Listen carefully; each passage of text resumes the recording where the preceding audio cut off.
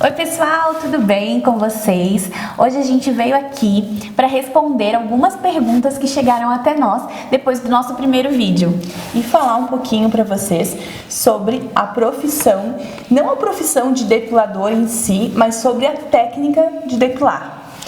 Então vamos lá, na verdade a gente recebeu algumas perguntas, então nós vamos aproveitar esse vídeo para estar respondendo também, e nas respostas a gente vai tentar mostrar para vocês ou falar um pouquinho para vocês de tudo isso, tá?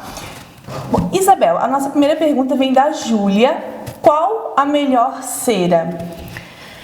Então, gente, o que eu vou falar para vocês? Enquanto professora, eu deixo sempre as minhas alunas muito cientes de que nós não temos uma marca específica para trabalhar. Isso é muito pessoal, né? Eu sempre peço para que elas experimentem. Tanto em questão de qualidade, né, questão de preço, de rentabilidade. Então eu não posso dizer que existe uma melhor cera, até porque se eu trabalho com um determinado produto, eu vou dizer que esse produto é melhor, né? Mas se a área trabalha com outro produto, ela vai dizer que esse produto é melhor. O que a gente sempre pede é para que as alunas elas peçam sempre, procurem sempre por produtos de procedência. O que é um produto de procedência, Ara? Na verdade, toda cera ela precisa ter registro da Anvisa. Quando vocês forem comprar uma cera, vocês precisam olhar o rótulo, vocês precisam encontrar data de validade, vocês precisam encontrar o registro da Anvisa. Por quê?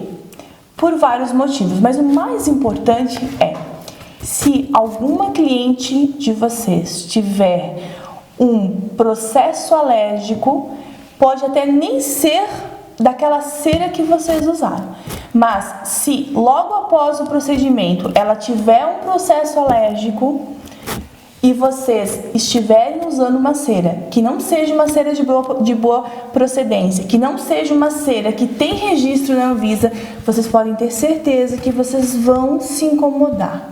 Então, trabalhem com cera que tenha registro da Anvisa, com cera que vocês sabem a procedência, com cera que vocês sabem que vocês não vão se incomodar. Uma coisa bem importante, né, Isabel, que a gente ainda vê por aí: cera, ela não pode ser reutilizável, tá? Cera não pode, vocês não podem peneirar, vocês não podem filtrar, vocês não podem tirar os pelinhos para reutilizar, não pode, gente. Cera tem que ser usada de forma individual. Na verdade, né, um pouquinho mais pra frente, a gente pode até fazer um vídeo mostrando pra vocês como que a gente faz pra fracionar essa cera, porque também não é só colocar em vários potinhos e sair usando nas clientes. Vocês precisam informar nesses potinhos precisa ter informação do que vocês estão usando. Mas mais na frente a gente faz um vídeo falando pra vocês, explicando e até ensinando vocês a realmente fracionar essa cera, tá? Mas, gente, não usem cera que vocês saibam que não é de boa procedência e que não tenha registro da Anvisa. Cera tem que ter registro da Anvisa e ponto final. Uma coisa que a gente nem tem que discutir muito, né? Sempre chega muito durante as aulas, né, o questionamento de ceras caseiras. Ah, professora, mas a cera caseira, né, eu aprendi com a minha mãe. Gente, hoje é algo que nós não devemos nos arriscar. Hoje as nossas clientes, elas têm conhecimento dos direitos e isso é muito bom, porque por muito tempo a gente lutou por isso. Nós queríamos sim que as nossas clientes estivessem informadas sobre todo o procedimento. Exatamente. E isso é um direito dela, né? Então, ceras caseiras não são para ser utilizadas profissionalmente. Se você quer ser diferente no mercado, se você quer realmente oferecer um serviço seguro, nós temos excelentes produtos hoje com um custo-benefício muito bom. Não vale a pena o risco. É verdade. A nossa segunda pergunta, ela vem de uma...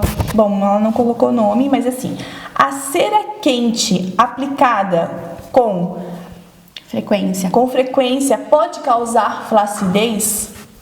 Na verdade, não existe uma frequência, um tempo hábil muito curto. Ninguém faz depilação, por exemplo, todos os dias. Nem toda semana, na verdade, porque quando a cliente que faz depilação, ela já faz depilação, até um dos motivos sempre o pelo acaba demorando um pouco mais para nascer, né? Então, assim, ninguém faz depilação de uma forma que possa vir causar flacidez, tá? A flacidez dérmica, para acontecer através da depilação, tem que ser algo com muita frequência. Você tem que estar fazendo aí o tempo todo, né? Todos os dias ou várias vezes na semana. Mas não é o caso, porque nenhuma cliente vai vir toda semana depilar axila, por exemplo, ou depilar, não tem como. Pelo e sem contar que teria que ser uma força, né, muito maior do que se é aplicado durante a depilação. Exatamente. Né? Porque não é só o fato do calor. Chega a dúvida de que, em relação à técnica mesmo, né? Mas não há explicação científica, não existe nenhum artigo falando sobre, a gente considera mito. A nossa terceira pergunta é: depilar com cera causa varizes? Da Rafa essa pergunta. Então, meninas, é outro mito, na verdade, né? Varizes é um problema, né, vascular, não é relacionado, né, de dentro para fora, à depilação. O que a gente sempre pede, né, durante os nossos cursos e durante os nossos atendimentos, é uma postura que nós adotamos, é a ficha de anamnese, né?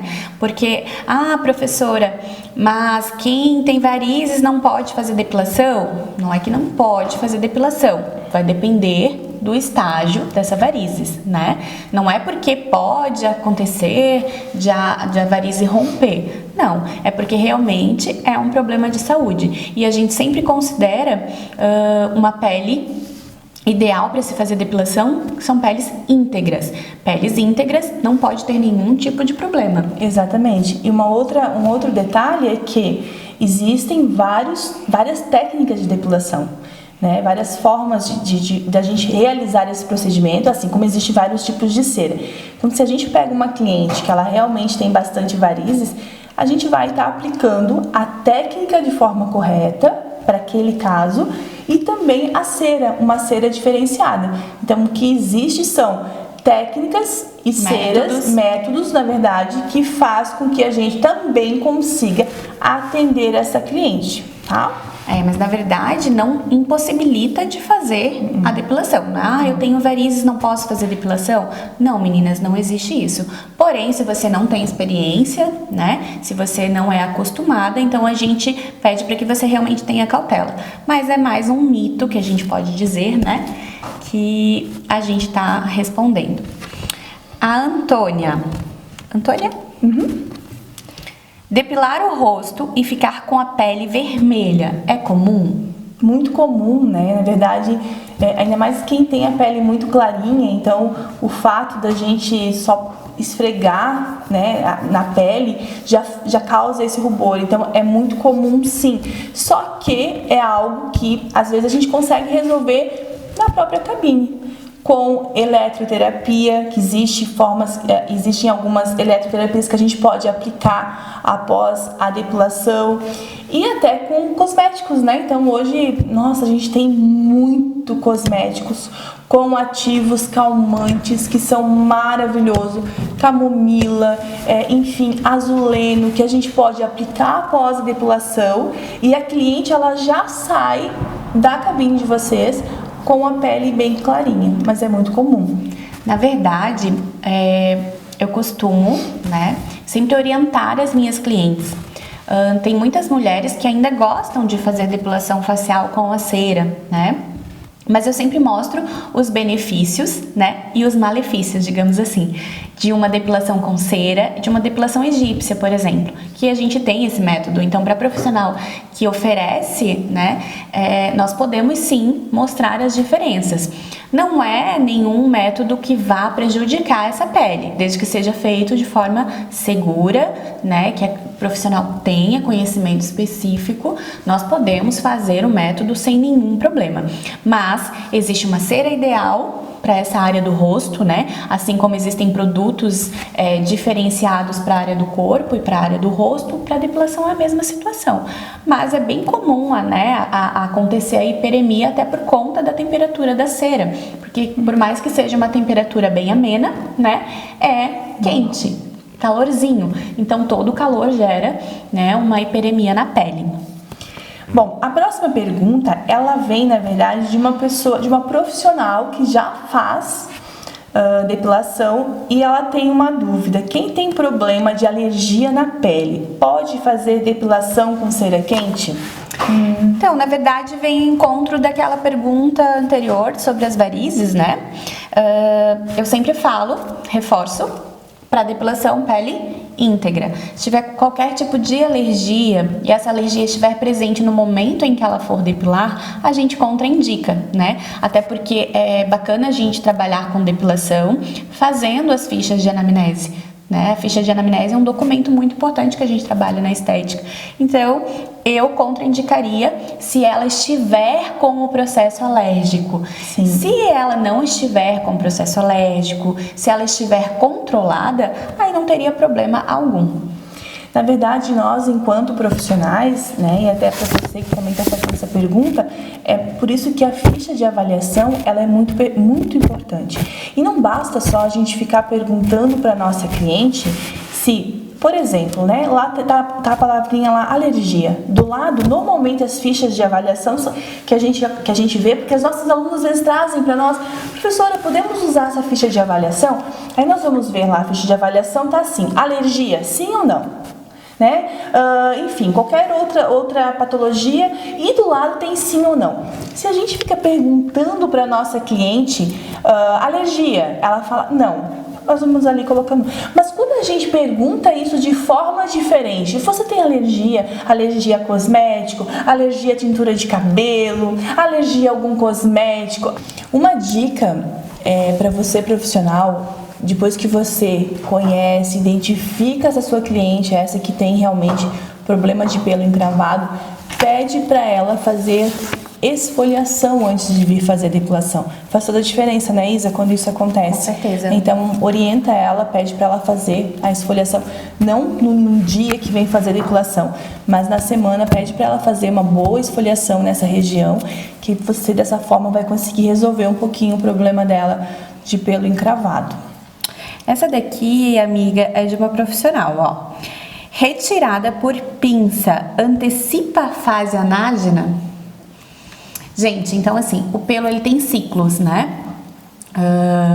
Ciclos de crescimento. Então nós dizemos que quando ele está na sua fase inicial, é a fase anágena, de crescimento ativo. Quando ele tem a fase de repouso, é a fase catágena. E quando é a queda, é a fase telógena. Não tem como nós sabermos em qual fase está este folículo piloso. Eu sempre falo que no dia que eles inventarem um equipamento para a gente descobrir qual é a fase do pelo, vai ser ideal, principalmente para outras áreas da estética, né? Como alongamento de cílios, design de sobrancelha e tudo mais. Porém, ainda não existe. Então, não tem como nós sabermos em qual fase, né, os folículos estão, em qual ciclo. Então, até mesmo, né, Isa, porque cada pelo nosso, ele passa por um ciclo diferente, tá? Não são todos os pelos que estão no mesmo ciclo. Então, eles nascem, ficam na fase de repouso e caem de forma individual. Todo dia a gente perde pelo. Então, não tem como eu falar que existe como antecipar a fase anágena retirado por pinça, né? Porque nós não sabemos em qual fase eles estão, né? Então, se de repente nós tirarmos um pelo que está em fase anágena, vai demorar mais para vai demorar ainda mais. Porém, né, do que um pelo que já está em fase de queda ou de morte, né? Mas nós não temos como dar exatidão para essa resposta, porque nós não temos como saber em qual fase esse folículo está. Vários deles vão estar na fase anágena, mas não todos. Boa parte, né, dos folículos estão em fase anágena, mas a gente não tem como saber exatamente, tá, meninas? Bom, então vamos para a nossa última pergunta. Método espanhol ou cera? Qual o melhor? Na verdade, não existe método melhor, né? Existe a técnica, a cera, que você profissional cria mais afinidade. Nós, enquanto profissionais, eu acho que você que está ouvindo a gente, você vai concordar, a gente vai criando mais afinidade. Então, eu gosto de trabalhar com essa cera, eu gosto de realizar esse método, eu gosto de aplicar essa técnica. Então, não existe um método melhor, o espanhol ou qualquer outro de cera, qualquer outro que a gente use bandana, enfim, né? O que existe são afinidades e nós, enquanto profissionais, eu acredito que vocês façam a mesma coisa. A gente decide trabalhar com uma cera, a gente decide trabalhar com uma técnica, com um método. E a gente começa a fazer o quê? A gente começa a divulgar, falar bem daquela técnica. A gente busca de forma positiva, né? O que aquela cera tem de qualidade, quais são os ativos, porque nós precisamos ter argumento de venda. Nós, enquanto depiladoras, também somos vendedoras. Isso também dá um videozinho, dá um assunto, porque a gente passa o tempo todo fazendo propaganda do nosso trabalho, vendendo o nosso trabalho. Então normalmente a gente vende o que mais? Aquilo que a gente gosta, aquela técnica que a gente gosta, a cera que a gente gosta.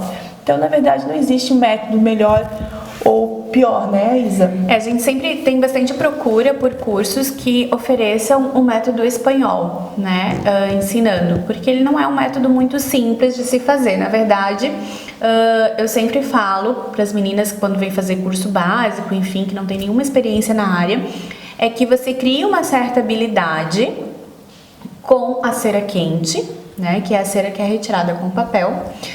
E aí depois você então opte, né, ou procure por cursos que se especializem, né, em método espanhol. Existem os cursos básicos que oferecem as duas técnicas, mas eu costumo dizer que uma é inicial e a outra é intensiva, né? É um pré-requisito, assim, digamos.